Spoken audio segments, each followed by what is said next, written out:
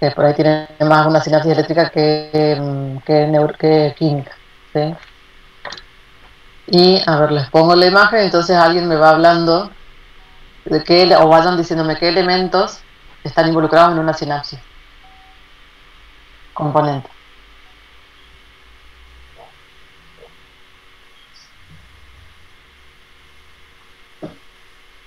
A ver, Aldana del Pino. ¿O vos hablaste recién? No voy diciendo. Sí, profe, yo hablé recién, pero no hay problema.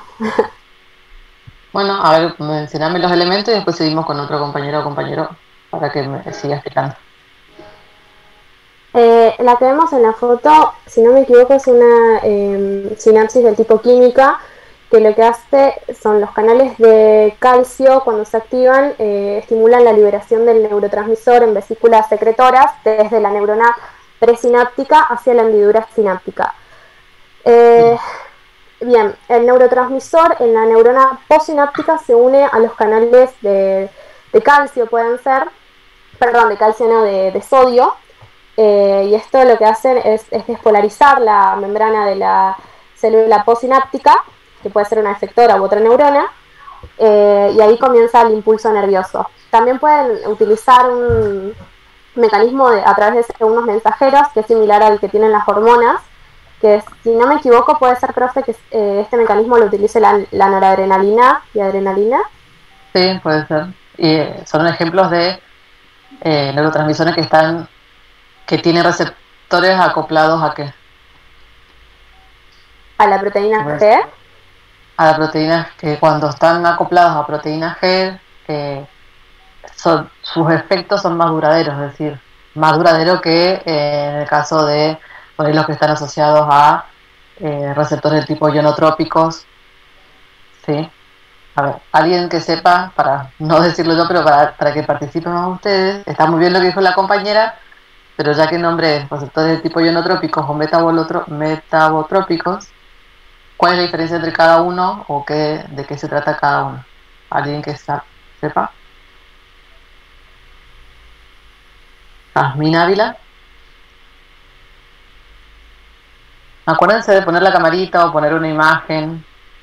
No creo que tengamos contacto presencial en todo el año por cómo va la situación, así que esta es la única forma de conocernos y acuérdense que después los exámenes orales, por los finales son orales, entonces está bueno saber, tener identificado el nombre con una cara y vamos de paso viendo como una nota conceptual su participación en la clase, ¿sí? Entonces pongan una imagen para que los conozcamos o prendan la cámara, más que nada.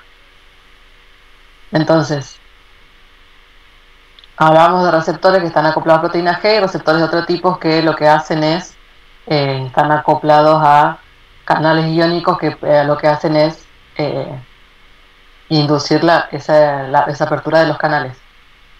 Entonces, ¿de qué receptores estoy hablando en cada caso? ¿Alguien leyó sobre ionotrópicos, metabotrópicos? Profe, Los no sé si me... ionotrópicos, ah, los ionotrópicos eran los que abrían los canales y los metabotrópicos los que actuaban mediante la proteína G. Exacto. Claro, los Entonces, ionotrópicos eran los que al unirse como que el neurotransmisor hacía un cambio conformacional y permitía el paso del ion. En cambio el otro, el metabotrópico, era el que activaba la proteína G y bueno, desencadenaba otras reacciones. exactamente, te van a ver cuando vean señalización celular, eh, cómo actúan los receptores de acoplar proteína G, generando segundos mensajeros, y esos segundos mensajeros generan, van desencadenando una cadena o una cascada de reacciones en donde terminan actuando sobre una parte de la célula. Bueno, entonces, es igual, es más que lo vamos a ver más adelante.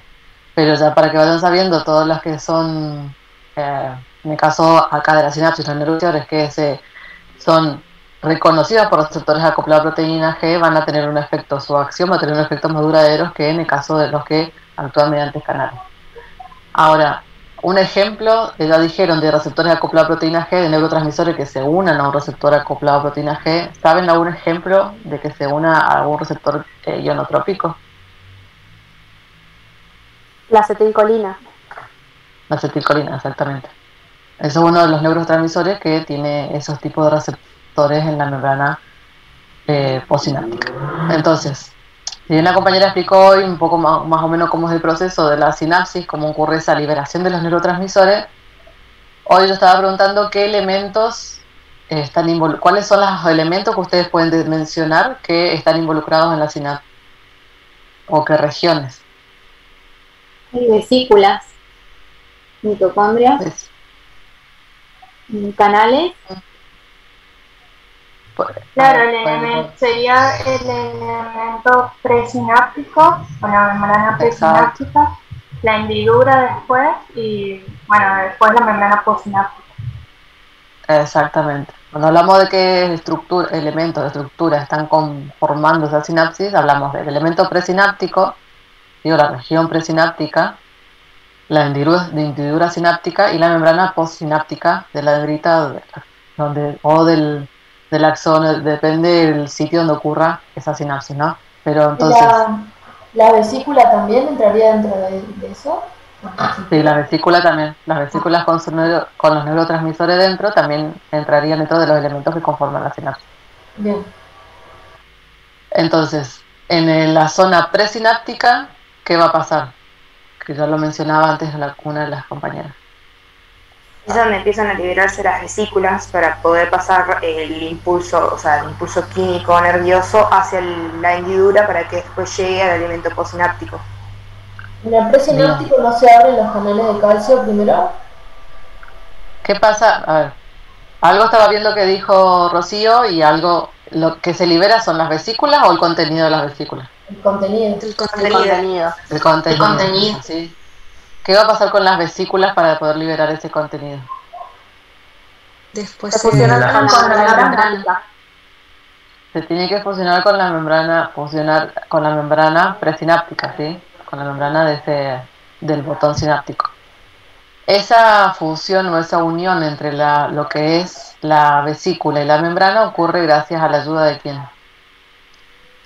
Las proteínas de SNER. Exacto. Gracias a proteínas SNAR que están ubicadas en la membrana, y una vez que la vesícula se llega a ese sector, a esa membrana presináptica, esas proteínas sufren un enrollamiento, ¿sí? Y permiten que la vesícula como que se fije a la membrana, se fusione y se abra para liberar esos neurotransmisores. Esa es una de las teorías postuladas para la liberación de transmisores. La otra plantea que las mismas proteínas NARI y esta otra proteína que tiene un nombre complicado, lo que hacen es fijar de forma más, no es compacta, sino que fijan la vesícula a la membrana, y con la ayuda de la membrana presináptica abren como un poro transitorio a través del cual se van liberando esos neurotransmisores. No es que hubiese una fusión como en el primer caso, sino que se abre un poro transitorio en esa membrana que deja pasar los neurotransmisores que contienen esas vesículas, ¿sí? Son dos postulados, dos teorías diferentes de cómo ocurre esa liberación. Entonces, estas vesículas, ¿en dónde estarían antes de que se fusionen con esa membrana?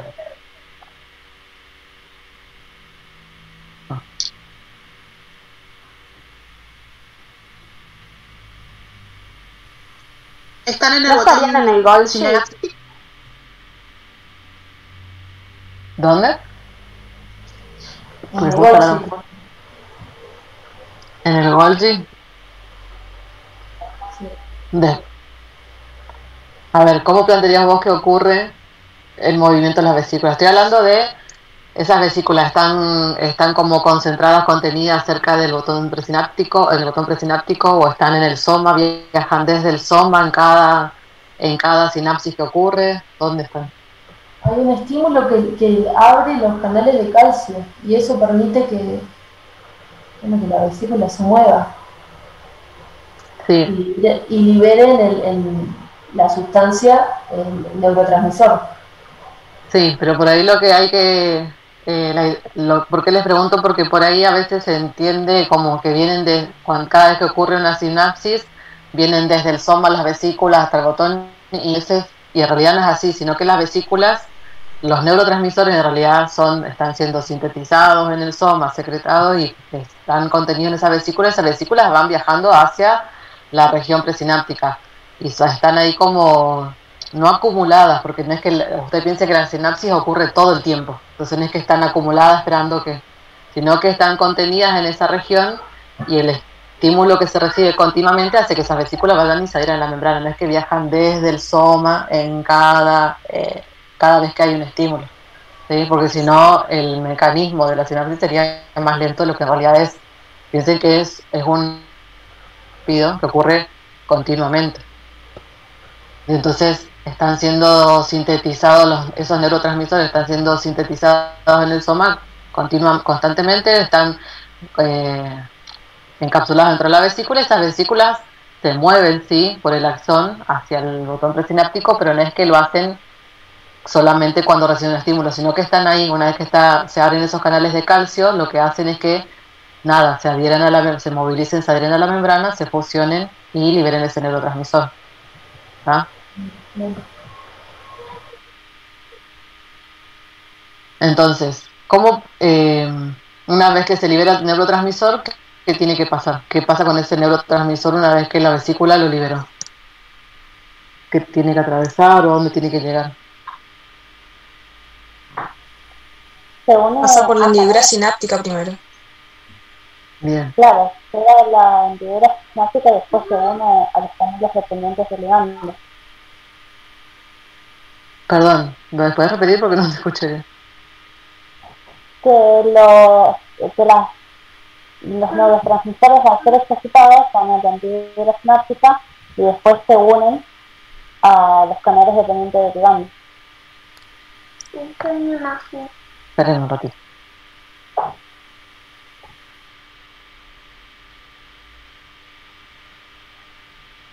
Disculpe, justo tenía a mi nena que me estaba preguntando algo.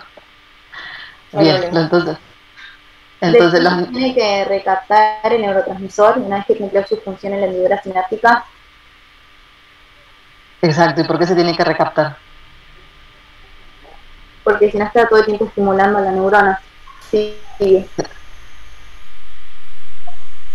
¿Y?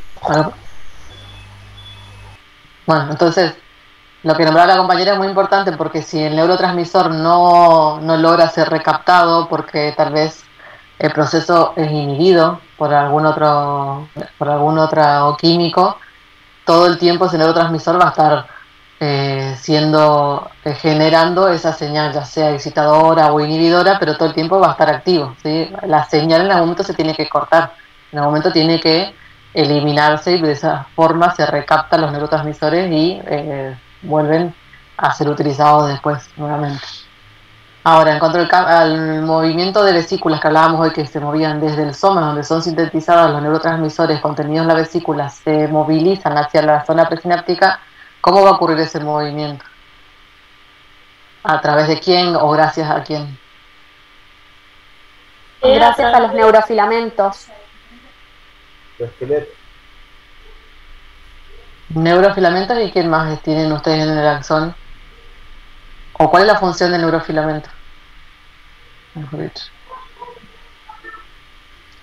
Profe, ¿no es gracias a los neurofilamentos y proteínas motoras? Los neurofilamentos no forman los, digamos, como donde transcurren las vesículas y los microtúbulos. Exacto. O sea, ¿los neurofilamentos qué serían? Porque le llamamos neurofilamentos, pero ¿qué parte del citoesqueleto serían? Los microtúbulos, ¿no? En realidad los neurofilamentos son los filamentos intermedios, los que permiten el movimiento de esas vesículas son los microtúbulos. ¿Sí? ¿Se acuerdan que las proteínas, qué proteínas me permitían el movimiento a través de los microtúbulos, desde hacia un polo positivo o hacia un polo negativo? La citina y dineína. Exacto, las quinesinas son proteínas que me ayudan al movimiento a través del microtúbulo hacia el polo positivo del microtúbulo. ¿Sí? Acuérdense que el microtúbulo va a tener una región positiva o un polo negativo. ¿Desde dónde hacia dónde crece? ¿Desde el polo negativo hacia el positivo o al revés?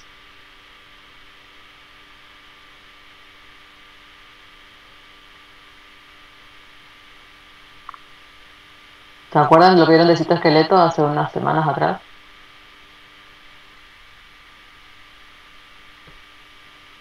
Los microtúbulos por lo general crecen hacia el polo, hacia el extremo positivo. Y en el caso de lo que son los microtúbulos del axón, van a estar anclados a la región organizadora de los microtúbulos, ¿sí? Que la región organizadora de los microtúbulos va a estar en el cono axónico. Desde ahí crecen los microtúbulos en forma distal, digamos, hacia distal, con su polo positivo hacia lo que es el botón sináptico. Entonces, esas vesículas se van a mover gracias a la ayuda de la quinesina hacia la región presináptica a través de los microtúbulos gracias a la ayuda de las quinesinas.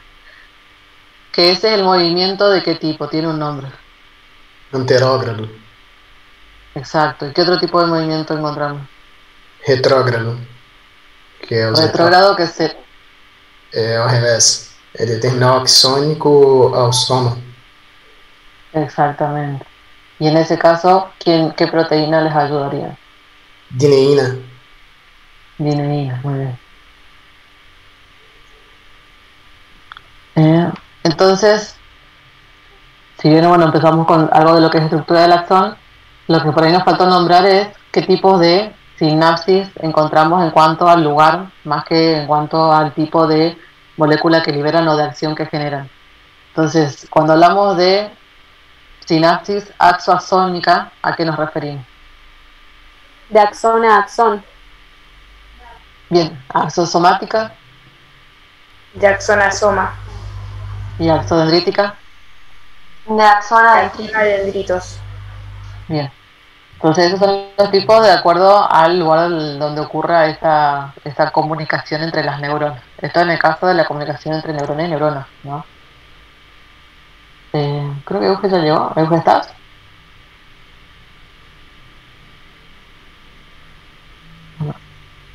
Bueno, entonces, hablábamos que los microtúbulos, neurofilamentos van a formar parte de lo que es el citoesqueleto del axón y van a formar parte de qué otra cosa de la neurona. Aparte del soma, ¿qué otra estructura presenta la neurona? Los dendrocitos. ¿Los dendrocitos? Dendritas. Dendritas, perdón. Botón sináptico. Sí, eso ya hablamos cuando estábamos hablando de sinapsis. En el caso de la neurona, bueno, estos eran ejemplos de algunos neurotransmisores que hablamos un poco de que se trataba de acetilcolina, o sea, de qué tipo de neurotransmisor con quién receptor se unía, categorías que nombraron noradrenalina, noradrenalina. Y esta es la estructura típica de la neurona. Entonces ya hablamos de lo que es la parte interior del axón, que va a contener, aparte, organelas como mitocondrias, va a contener partes de lo que es citoesqueleto, microtúbulos, neurofilamentos, que también van a formar parte de las dendritas. Tanto las dendritas como el axón, ¿cuál sería la definición? ¿Qué es un axón? ¿Qué son las dendritas? El axón es una evaginación larga del cuerpo de la neurona y suele ser más largo y suele presentarse uno por neurona. En cambio, las dendritas suelen formar ramificaciones, o no me acuerdo cuál es el otro nombre, que son más cortas, son vaginaciones más cortas. No, son prolongaciones. Perdón, y me faltó decir, claro, allí se reciben los estímulos. Exacto. Las dendritas uno se recibe el estímulo de la neurona y lo envía a través del axón. Entonces, las dendritas también van a tener contenido citoplasmático al igual que el soma, van a tener elementos del citoesqueleto al igual que el axón, microtúbulos, neurofilamentos, ¿sí? ¿Y qué característica va a tener el axón principalmente que no tienen las dendritas? Mielina. Esta banda de No tiene organulas.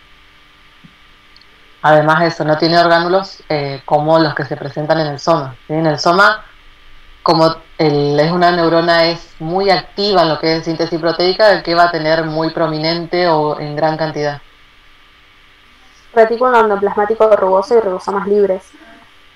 Exacto, retículo endoplasmático rugoso, ribosomas libres son lo que esa neurona va a tener muchísimo, ¿sí? Y que lo podemos ver a nivel histológico. ¿Leyeron algo de eso?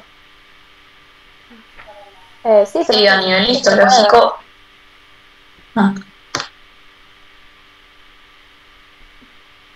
Habla Victoria, no sé quién está. Pensé que alguien más estaba hablando. No, que a nivel histológico se puede distinguir, bueno, el axón que no tiene orgánulos y se pueden distinguir lo que son los corpúsculos de Nid. Bien, ¿qué son los corpúsculos de Nid? Son condensaciones. Ay, perdón. El retículo endoplasmático. Son granulaciones. No sé quién estaba hablando.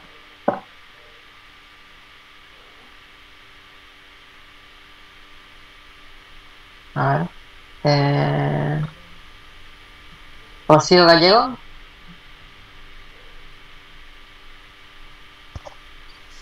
¿Cuál fue la pregunta, profe? ¿Qué son los corpúsculos de Nid? De Nid.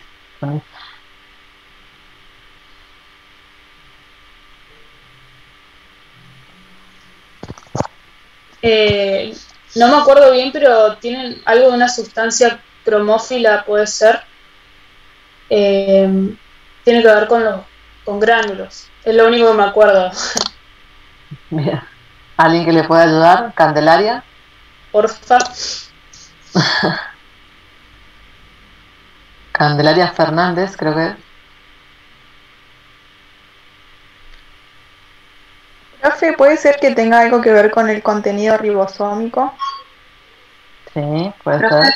Acumulación de retículo endoplasmático rugoso, ¿no?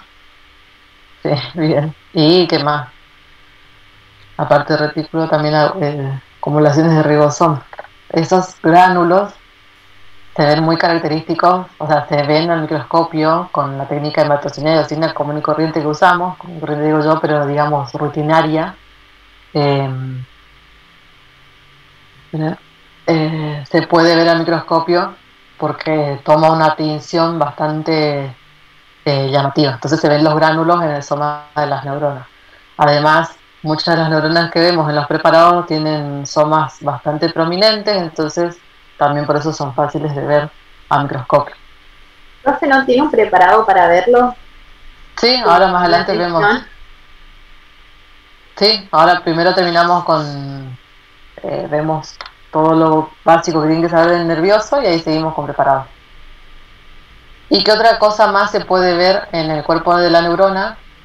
Que también lo van a ver a nivel del microscopio. El nucleolo es muy prominente y se tiñe bastante. Exacto. Un núcleo bastante grande con un nucleolo muy prominente tiene lo que es la neurona. Y esa vaina de mielina, ¿quién la va a formar en el sistema nervioso central? ¿Los oligodendrocitos? Sí. Y en el periférico, igual en el dibujo le muestro. La célula de Schwann. La célula de Schwann. ¿Y qué diferencia ustedes pueden decirme entre lo que es la acción de los oligodendrocitos para formar esa vaina de mielina y las células de Schwann? El ¿Qué oligodendrocito. características?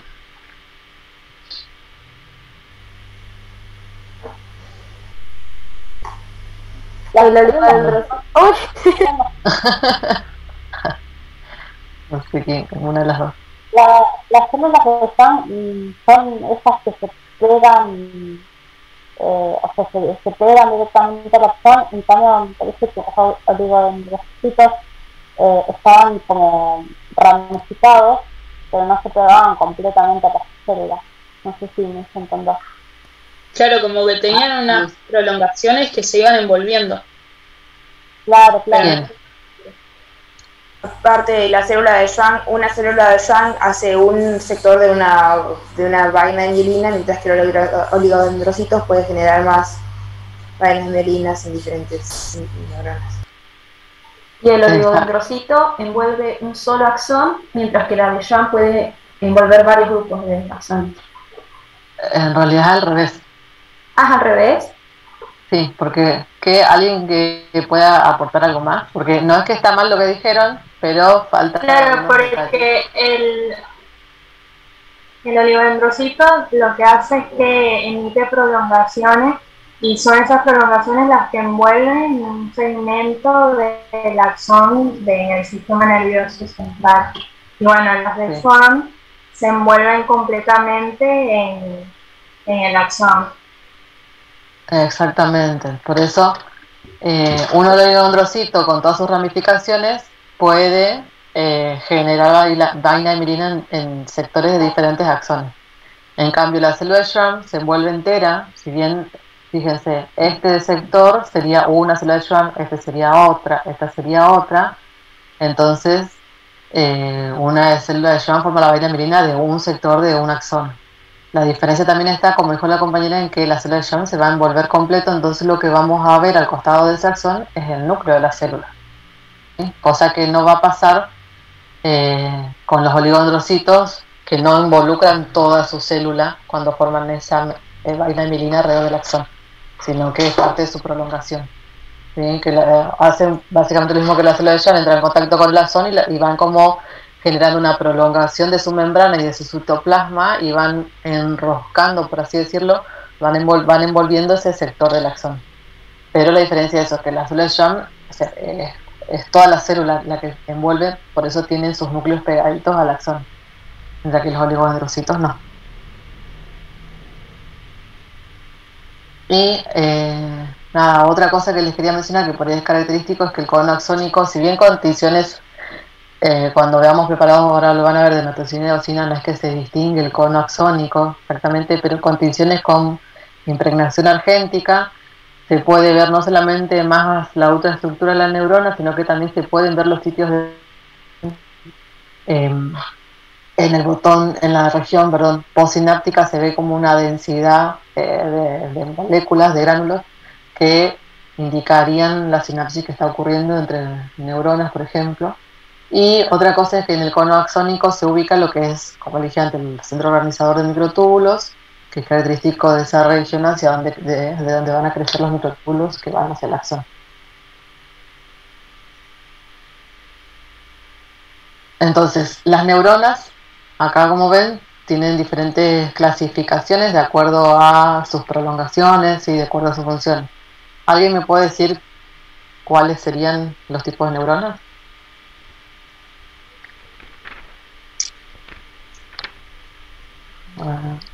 Unipolares, bipolares, multipolares y pseudounipolares. Bien, en las pseudounipolares también son consideradas a veces bipolares, depende de la bibliografía. Ya. Pero las unipolares, ¿qué presentan? Las A ver si alguien más que participe, porque veo que siempre son las primeras que están ahí. Tienen una sola prolongación y se encuentran Bien, en ¿que los sería cuál? ganglios.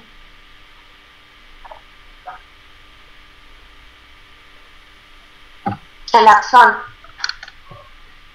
Bien, entonces las unipolares van a presentar una sola prolongación que sería el axón. Las bipolares o pseudounipolares. Esas presentan un axón y una dendrita. Bien, tienen una dendrita que luego se ramifica en su extremo, pero tiene una prolongación de cada uno, un axón y una dendrita. Y las multipolares. Esa sería un axón y dos o más. Bien, tienen varias prolongaciones y suelen ser, en el caso de las multipolares, suelen ser neuronas de tipo integradora, ¿sí? O interneuronas. Acá les muestro como ejemplo la célula de Purkinje, que es una neurona bastante prominente también, tiene muchas ramificaciones y que se encuentra en una de las capas del cerebelo. Después, cuando vean sistema nervioso, van a poder ver que son muy fáciles de distinguir al microscopio. Las pseudounipolares o bipolares van a ser neuronas del tipo sensitivas y las multipolar va a ser del tipo neuronas motoras. ¿Sí? Y esto era siempre. Sí. Las células esas que se encuentran en el cerebelo son esas que tienen 3 axones. Estas, que tienen, sí, que tienen, o sea, tienen una prolongación muy ramificada y tienen el axón.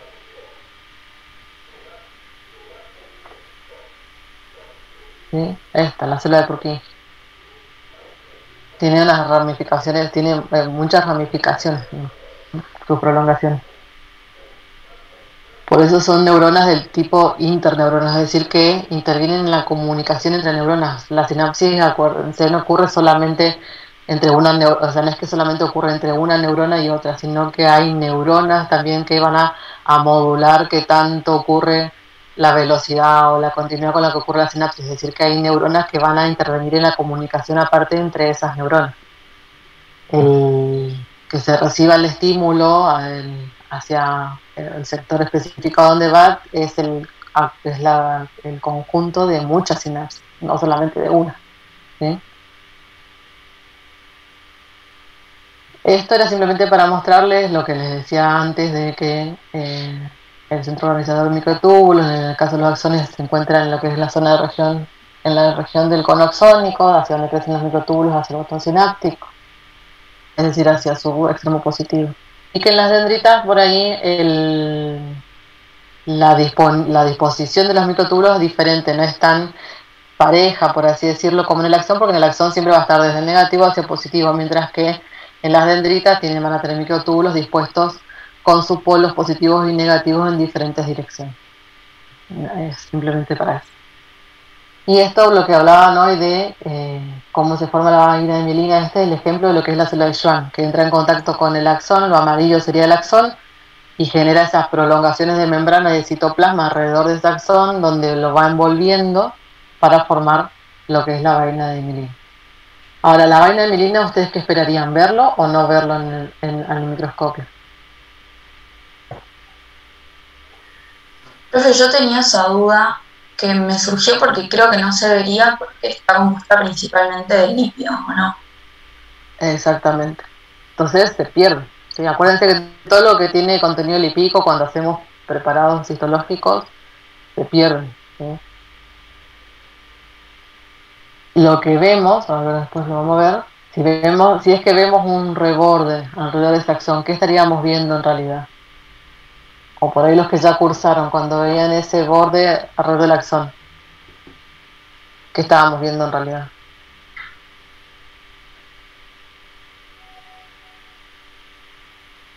¿Qué está alrededor del axón?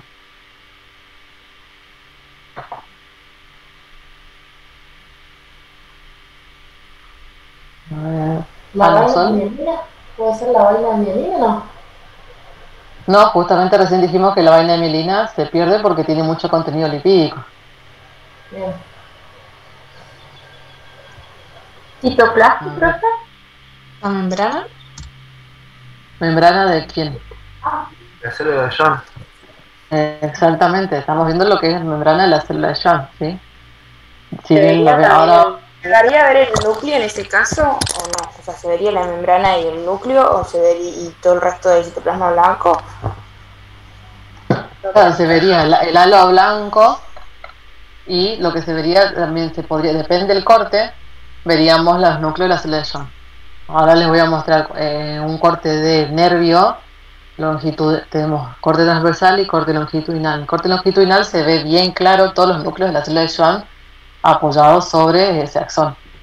En el núcleo se ve la membrana que vendría a representar lo que es la vaina de mielina, porque después se ve como un espacio blanco y en el medio se ve el axón. Ahora me van a entender más cuando les muestre la imagen. Pero terminamos de hablar un poco de nervioso y a ver si alguien sí. ¿Sí? Yo tengo una duda también. En la foto que mostró anterior que aparece algo como el mesoaxón, ¿qué sería eso? Que estuve leyendo pero como que no me entendí. A ver, espera, si me voy a ver la imagen. Esto es el nombre que toma esa prolongación de lo que es la membrana del citoplasma de la célula de Schwann, ¿sí? Fíjate que sería como el mesaxón interno es como que, a ver, como que de un lado queda envuelto más cercano al axón y el otro lado va creciendo y envolviendo a lo demás. Entonces esto es como una espiral, ¿sí? En donde una parte de esa prolongación queda más externa y otra parte queda más interna. A eso lo llaman mesaxón. Ah, bien, pero todo entonces igualmente sería como parte de la membrana de la célula de Schwann, ¿o no?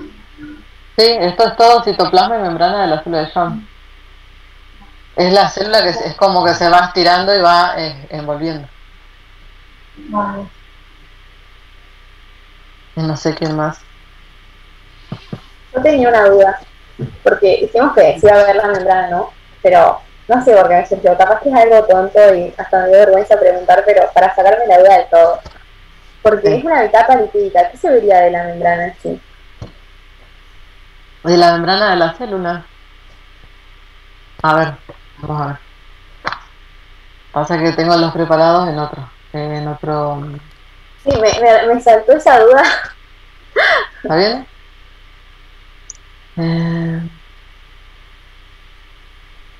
Del lado de la cátedra es más fácil porque si no tenemos que agarrar y buscar.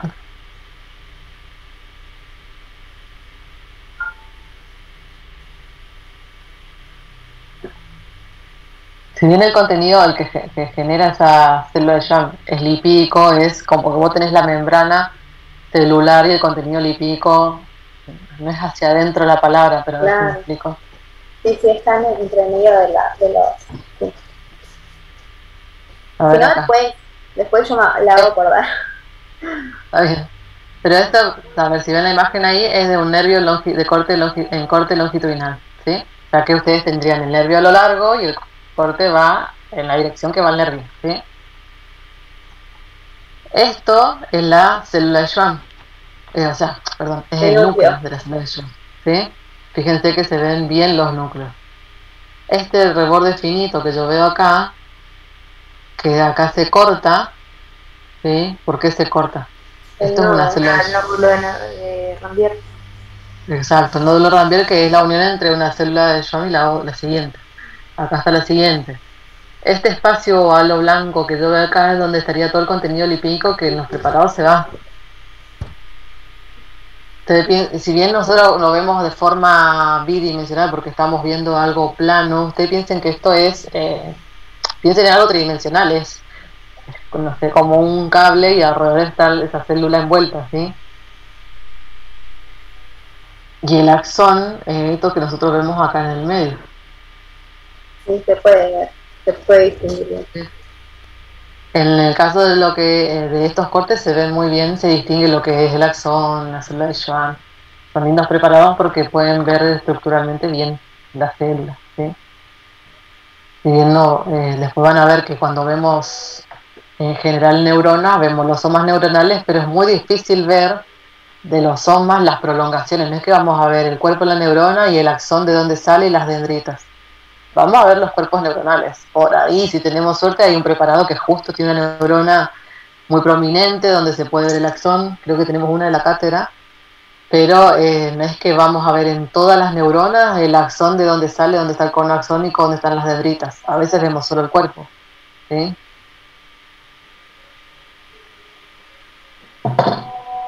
Lo que podemos hacer es vamos viendo los preparados y vamos hablando un poco de lo que es las células. Hablamos bastante de la neurona. Ahora quiero que alguien me nombre Joaquín Carbonell. ¿Cuáles serían las células de sostén del tejido nervioso? Joaquín, ¿estás? Sí, estoy. No, igual la verdad no sabría. ¿No eran las células satélites esas, las de sostén? Sí, eso no. Los astrocitos serían células de sostén, las células de la glía, ¿no? Ah, la glía. Claro, si no me equivoco serían los astrocitos, los oligodendrocitos. El sistema nervioso periférico, Ah, para que se organice. Entonces, en lo que es el sistema nervioso central, ¿qué células podrían nombrar? Los oligodendrocitos, astrocitos, microglía y ependimocitos. No sé si me cortó a mí o a la Sí. chica. Sí, a usted se le está cortando, pero Está un poco pegada. Estoy como fija en la pantalla. Espera un ratito.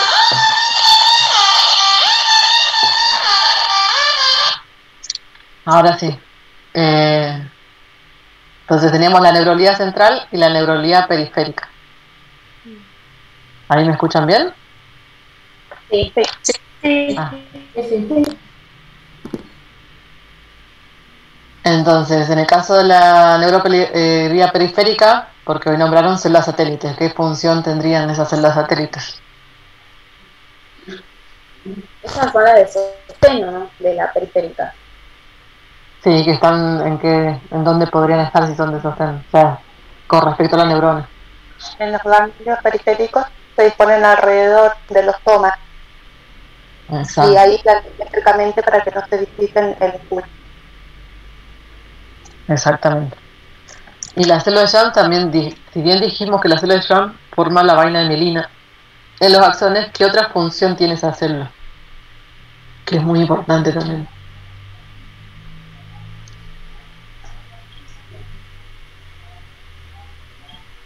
¿Leyeron algo sobre regeneración? Eso iba a preguntar si era la regeneración axónica. Bien. ¿Querés explicar un poco más?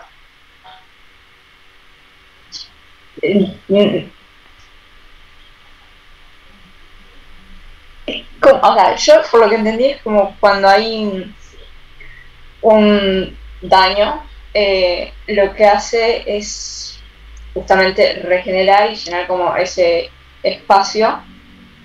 Uh-huh. Y eso fue más o menos lo que entendí. Está bien. Es una regeneración lenta. Cuando habla de regeneración, perdón, que me perdí, ¿está hablando de las células de Schwann o las de células de Schwann? Ah, perfecto, gracias. No, las satélites dijimos que son más que nada células de sostén que se encuentran cercanas al soma de la neurona, en el caso de los ganglios periféricos. En el caso de la célula de Schwann, lo que estábamos diciendo es que aparte de que forman esa vaina de mielina, tiene una función muy importante que es en lo que es la regeneración, pero no solamente cuando hay un daño, ¿sí? ¿En qué momento de nuestra vida necesitan que se generen axones cada vez más largos? En el desarrollo, profe, puede ser en el desarrollo embrionario. Exactamente, el desarrollo embrionario. A medida que se va desarrollando lo que es el sistema nervioso, las neuronas también van desarrollando esos axones, van creciendo, ¿sí? O se van regenerando. La célula de Schwann es importante porque esa acción que hace de adherirse a los axones hace que ese axón también pueda regenerar, pueda crecer, ¿sí? Que pueda desarrollarse. Entonces no solamente va a generar esa vaina de mielina, sino que también actúa en lo que es la regeneración celular. Pero profe, cuando hay un corte a nivel de un nervio, cuando ya es un corte total, no se vuelve a regenerar, ¿o sí? No, en realidad las neuronas, antes se decía que el tejido nervioso no tenía directamente, no se multiplicaban, no crecían más, no se dividían más una vez que ya estaban completamente formados. Hay regiones del cerebro del encéfalo, donde quedan células madres que pueden volver a regenerar alguna región, pueden volver a regenerar algunas neuronas, pero no es característico del tejido nervioso que tenga esa capacidad de regeneración como la de otros tejidos, ¿sí? Que se pueda reparar tan rápidamente o que se pueda reparar en todo su contenido si ocurre algún daño o algún corte. Claro. En el el caso de la neuroglía central tenemos entonces astrocitos, oligodendrocitos, microglía y ependimocitos. Oligodendrocitos ya hemos hablado bastante de que tiene muchas prolongaciones, forma la vaina mirina en lo que es el sistema nervioso central, en los axones. ¿Y qué me pueden decir de los astrocitos o la microglía?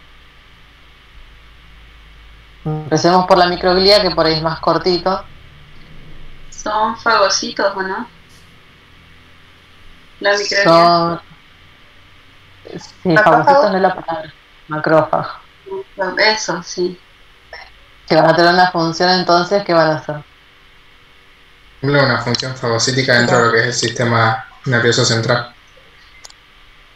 Exacto, también, o sea, defensiva por porque elimina agentes extraños. Exacto, esa función de fagocitar, ¿sí? No solamente va a generar que fagociten detritos de las células o células muertas, sino que van a fagocitar también elementos extraños. Entonces cumplen esa doble función, son de fagocitosis y de protección. Los ependimocitos, ¿qué serían? ¿También se le puede decir células ependimarias o...? Sí, también. Son los que tapizan. Hacen revestimiento epitelial de las cavidades, digamos, que tiene el líquido cefalorraquídeo en el sistema nervioso central, los ventrículos y eso. Exactamente. ¿Y qué característica estructural tienen? ¿Cómo son esas células ependimarias? Cilíndricas. Células cúbicas con disposición concéntrica. ¿Con qué? Disposición concéntrica. Si no sé a qué te referís con disposición concéntrica. No sé cómo están. Claro, en realidad revisten las cavidades. Una sola capa, forman una sola capa y son células entre cúbicas y cilíndricas, sería entre esas dos, por lo que ¿Puede ser que tengan microvellosidades? Algo parecido. Y cilios. Cilios, sí. Son células muy bien cilíndricas o cúbicas, porque pueden ser cilíndricas altas, cúbicas bajas, pero en general, más que nada van a encontrar como descritas por ahí como cilíndricas con cilios. Se dice que son células tipo epiteliales, pero no es un epitelio típico. ¿Y por qué no es un epitelio típico?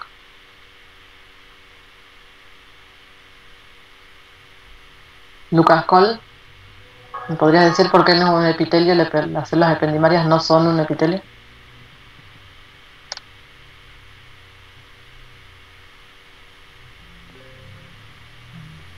No, profe, la verdad que no sé. Profe, ¿puede ser porque carecen de una lámina externa? de lámina basal.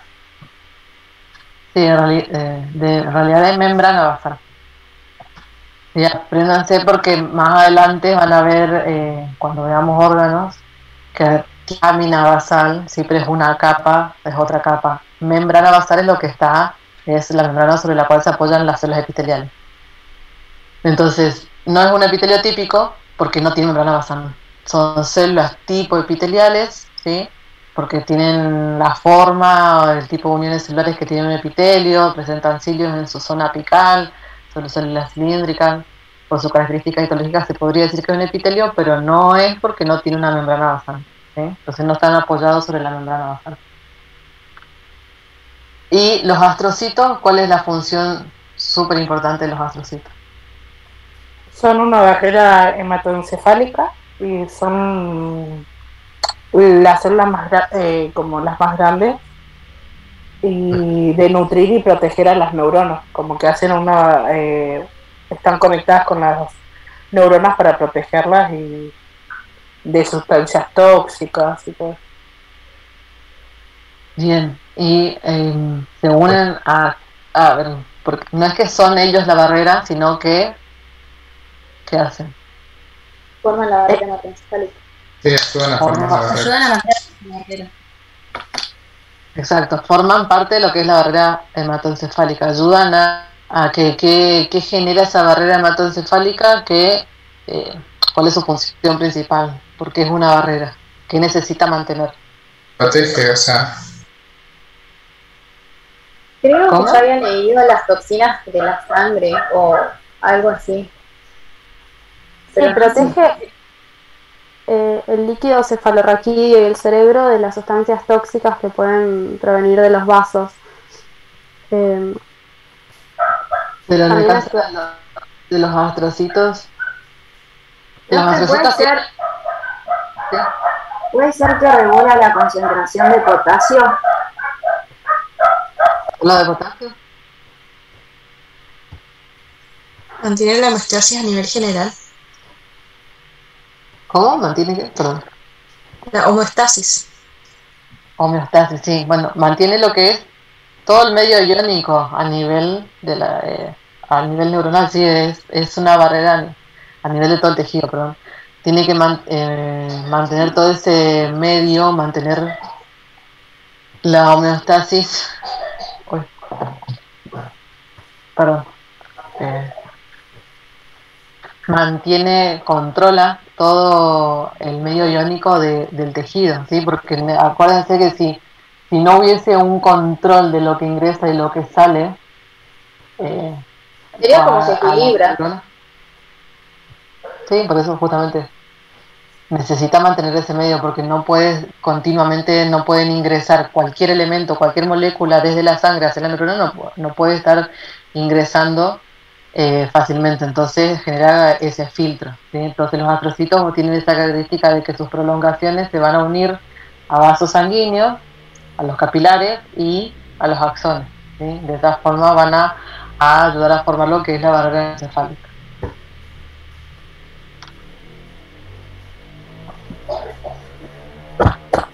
Y esto era simplemente para mostrarles que un dibujo de cómo está la neurona en el tejido, cómo se encuentran las demás células de la neuroglía con respecto o relacionados a la neurona, ¿sí? Que algunos se encuentran cerca de lo que es el soma neuronal, los lingoandrocitos cerca de lo que es los axones por su función, al igual que el astrocito, y esto sería cómo se ve la estructura, un dibujo de lo que es un astrocito, y acá a nivel histológico no vamos a ver sus prolongaciones y todas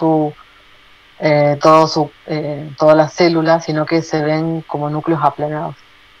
Igual en lo que son los preparados de tejido nervioso, del sistema nervioso, no se les pide identificar de que le digan cuál es un astrocito, cuál es un oligodendrocito, ¿sí? Porque no es muy difícil. Con la hematoxina de bocina, si van a diferenciar los somas neuronales y los nervios, las estructuras, pero nada, no las células de sostén. Entonces esto es lo que le decía hoy, que el astrocito tiene sus prolongaciones, se une por un lado al vaso sanguíneo y por otro lado este axón. Y forma junto a lo que es la lámina basal del endotelio del capilar, forman lo que es la barrera hematocefálica. Esta es una de las imágenes sacadas del libro, de lo que son los preparados de tejido nervioso, en donde, fíjense, esta estructura estrellada, por así decirlo, es una neurona, es el soma neuronal con su nucleolo muy prominente, y esto es mucho más grande. Esto es todo el soma,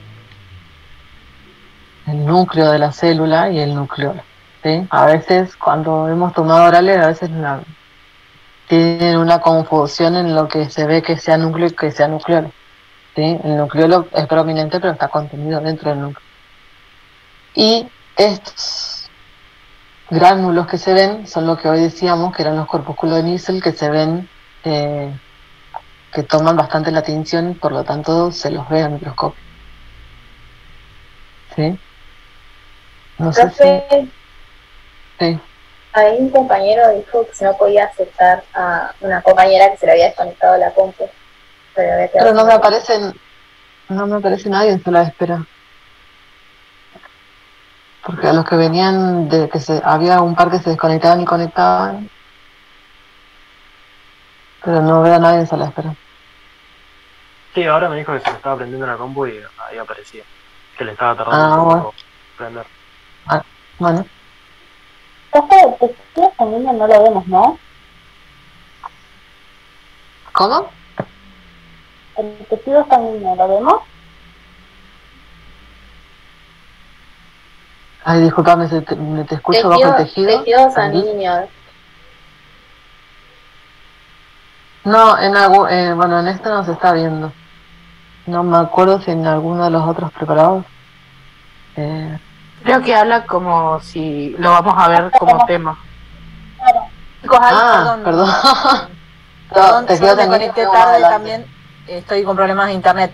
Pero lo vemos más adelante junto con linfático. Sí, está en la segunda, para el segundo parcial más o menos. Se ve mucho. Quedó. El programa este año está bastante diferente al del año pasado. Este también ahora les muestro igual del preparado de la cátedra, pero de esto es sacado de algún libro, esta imagen, donde se ven las células ependimarias, que son cilíndricas, en este caso, con los cilios en su región apical. Y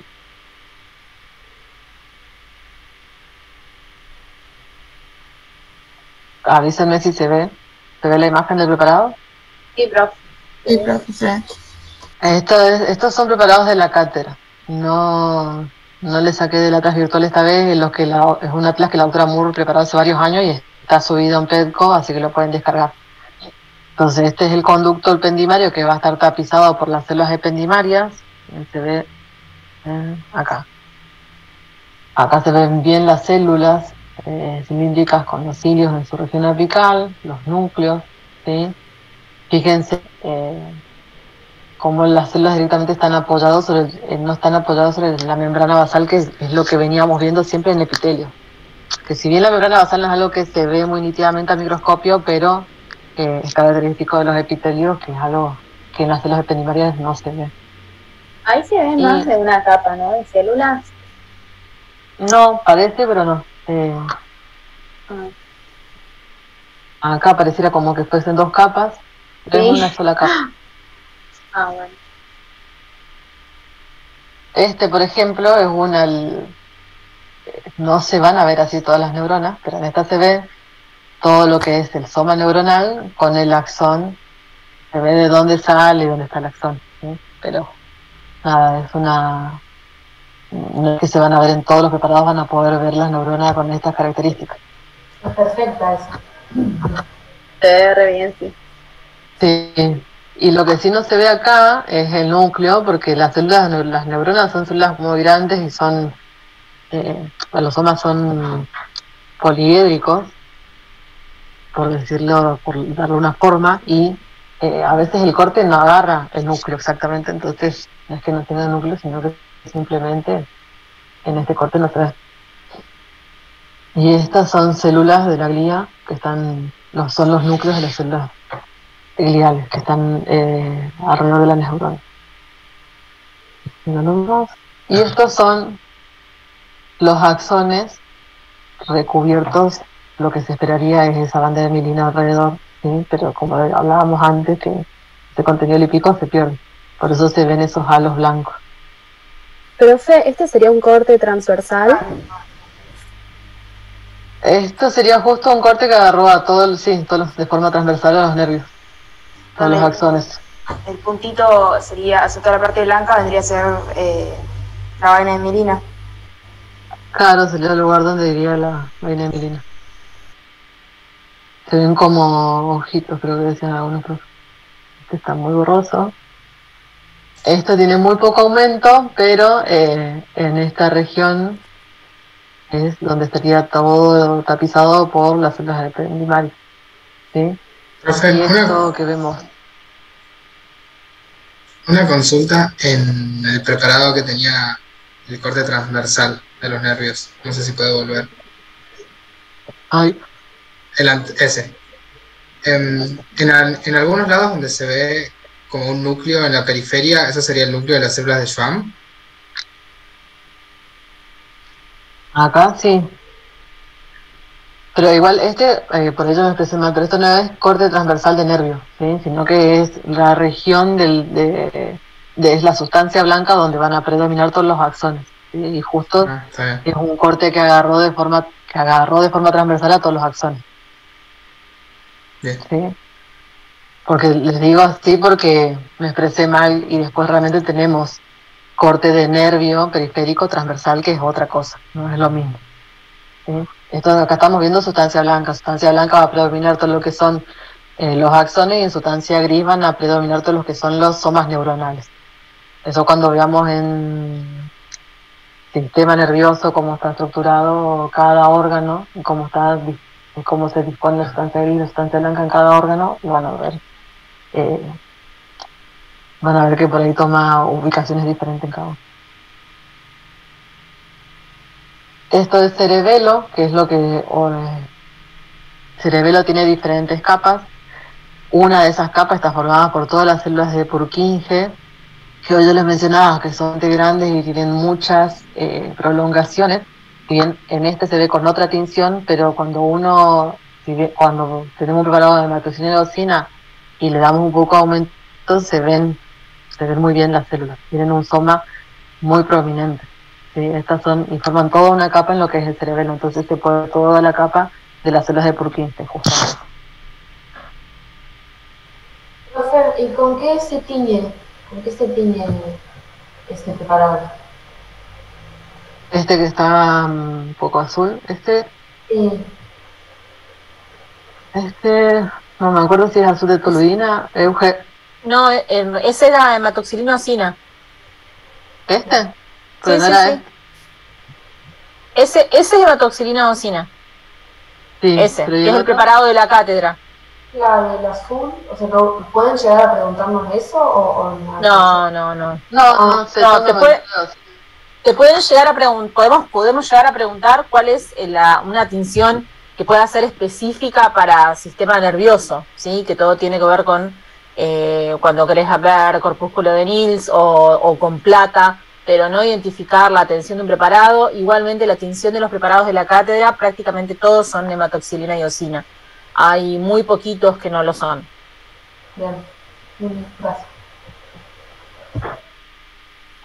En que que es el mismo preparado anterior, que es de cerebelo, pero en otra región del corte, si bien les marca ahí que son oligodendrocitos, es difícil identificar realmente, digamos, las células de sostén de todo lo que es tejido nervioso, es difícil identificar las unas de las otras.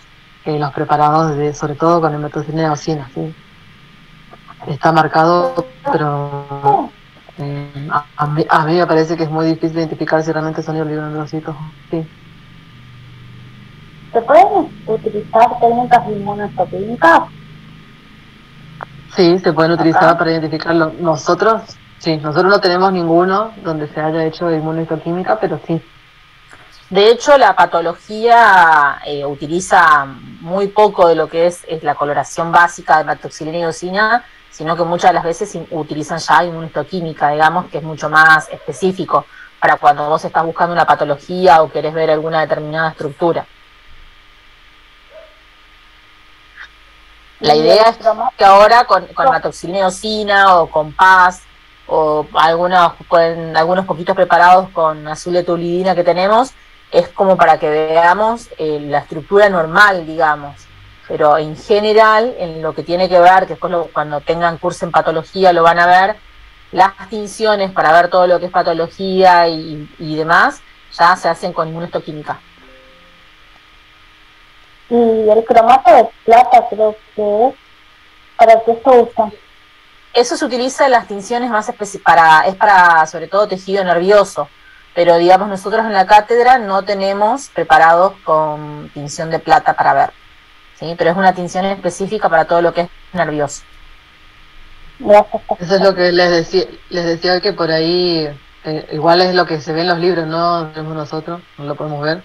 Creo que en los atlas tampoco hay con tinciones con plata, pero que por ahí pueden encontrar los libros que se utiliza a veces para ver sinapsis, de ver con impregnación argéntica. Está con tinción con plata.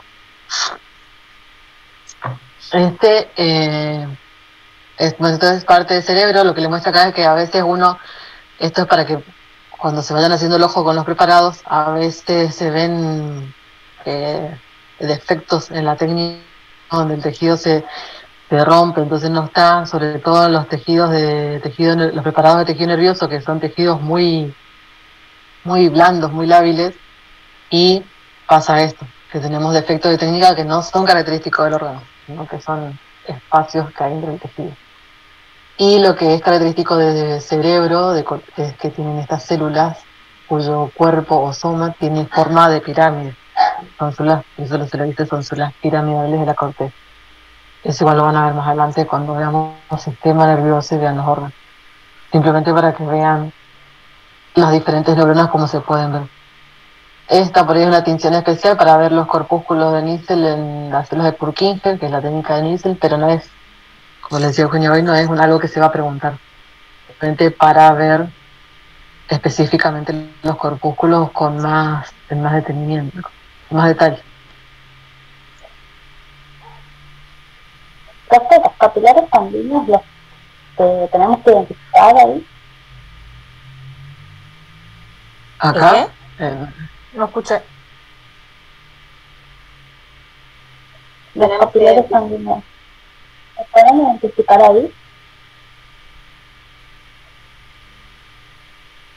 Dijo que si hay que identificar los vasos ahí en las imágenes. Pero acá no vas a ver vasos en esto. Si lo viera, lo vas a identificar.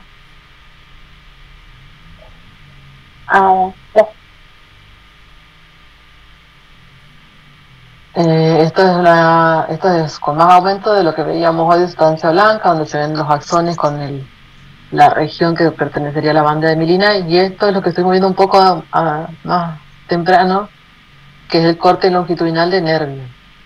El nervio, acuérdense que va a formar, usted tiene lo que es la fibra nerviosa, lo que es nervio periférico va a estar estructurado de una forma en donde alrededor del nervio van a tener tejido conectivo que lo rodea. Van a tener primero lo que es la fibra nerviosa, rodeada de lo que es endoneuro, que es tejido conectivo laxo, si mal no recuerdo.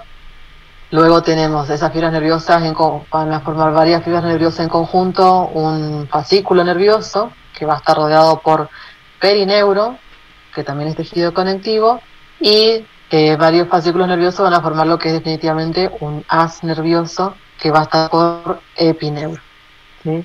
Y tanto el endoneuro como el perineuro y el epineuro son tejido conectivo. ¿Es como lo que pasa con el músculo? Claro. La estructura básicamente es muy similar.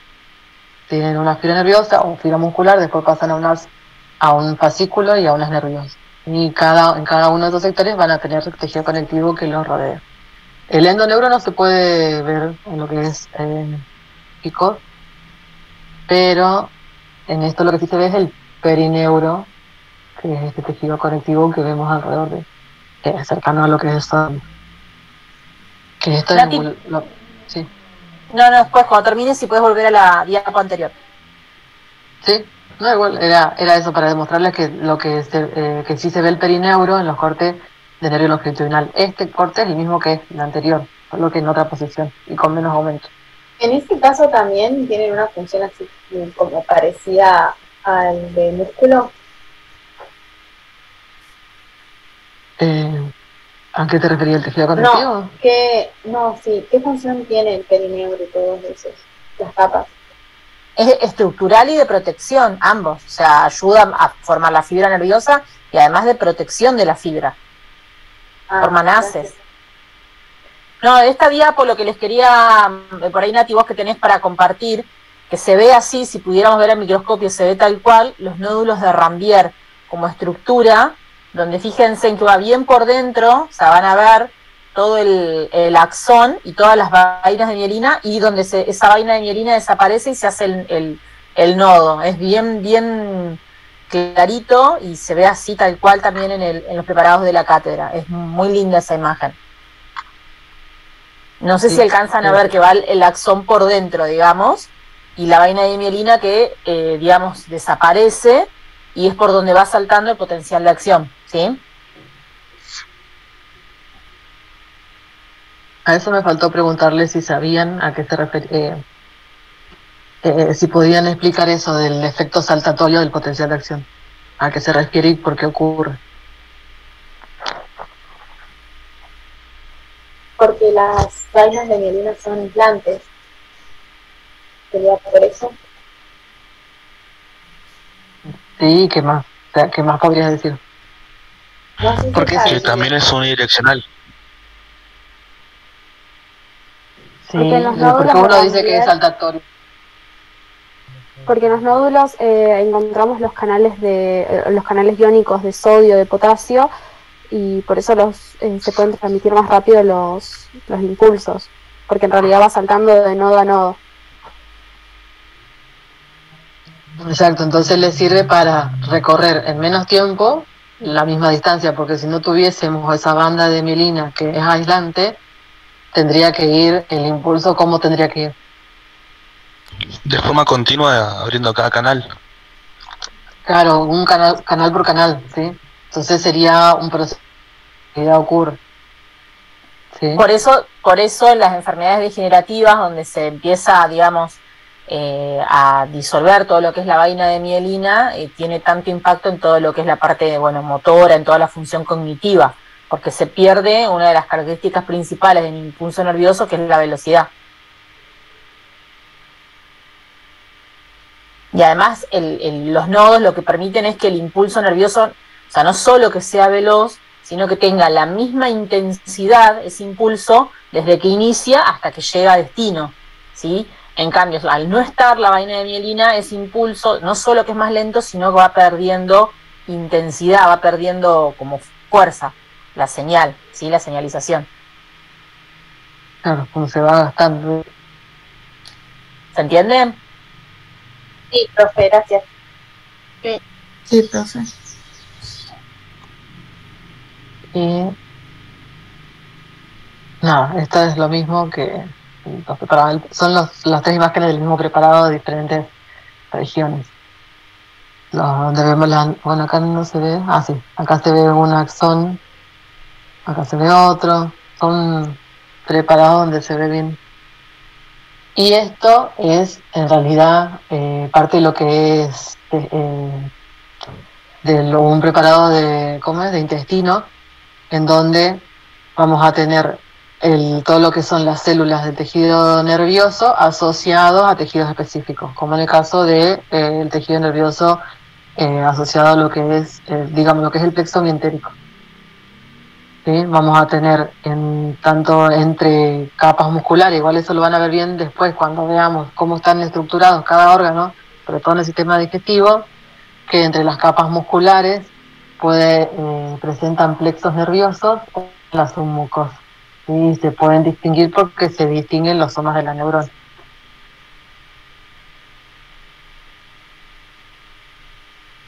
No sé, Euge, si querías agregar algo más. No, igual me perdí más de la mitad de la clase. Esta semana no es mi semana con la tecnología.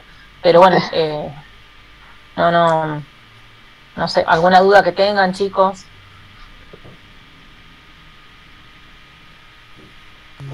Profe, yo quería hacer una consulta, que por ahí cuando estaba leyendo el capítulo del ROS, no sé bien qué cosas enfocarme, sobre todo más que nada lo que es histológico, ¿no? Lo más general.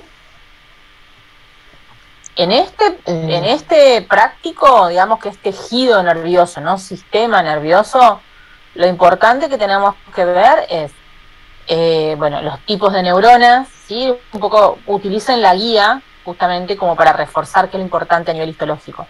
Los tipos de neurona, cuáles son por qué las especializaciones que tiene la neurona, que son el axón, las dendritas, diferencia entre sistema nervioso central y sistema nervioso periférico, la glía, que es diferente en el periférico y en el central, por qué, la función de las células, los nervios, cómo están formados, los que les decía hace un ratito Nati, endoneuro, epineuro, todas las estructuras que van formando, potencial de acción, nódulo de Ranvier, los tipos de sinapsis, que hasta ahí creo que fue la primera vez que me pude conectar antes de que se me volviera a romper la conexión.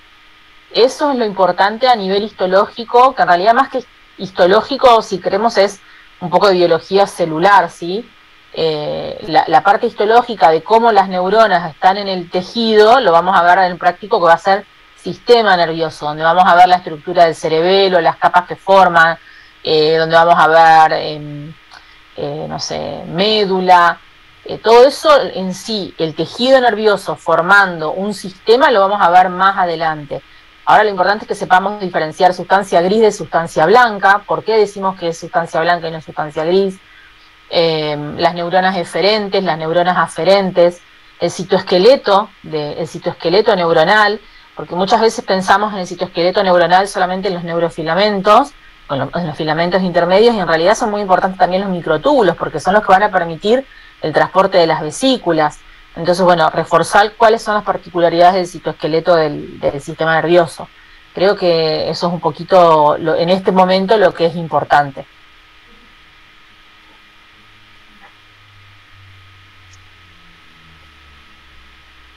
Lo que sí, por ahí desarrollen las guías, claro, les sirve como forma de estudio y forma de guiarse hasta dónde estudiar, sobre todo porque por ahí estos temas son más, aparte de esto, tienen de biología celular o cosas de biología que ustedes ya deberían tener sabidas.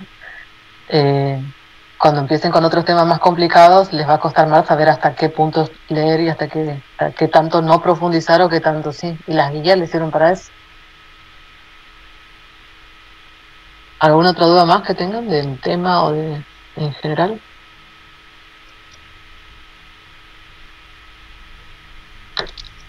Profe, yo tengo una duda. Yo que al principio estábamos hablando de cuando la vesícula hacía como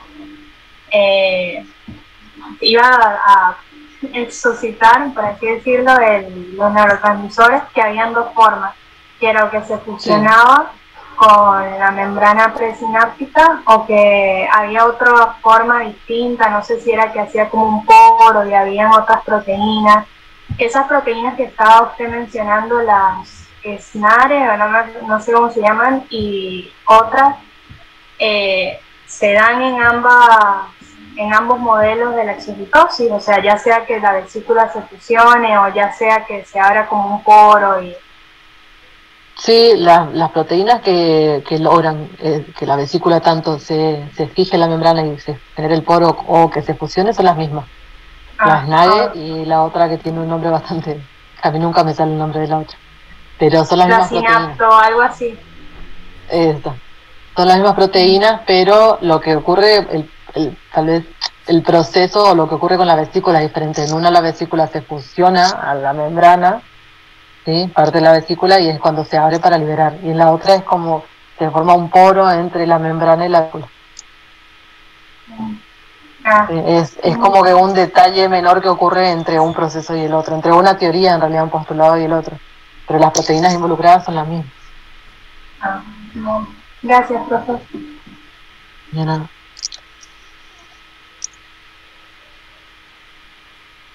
Bueno, si no tiene ninguna duda más, nada, nos vemos el próximo jueves.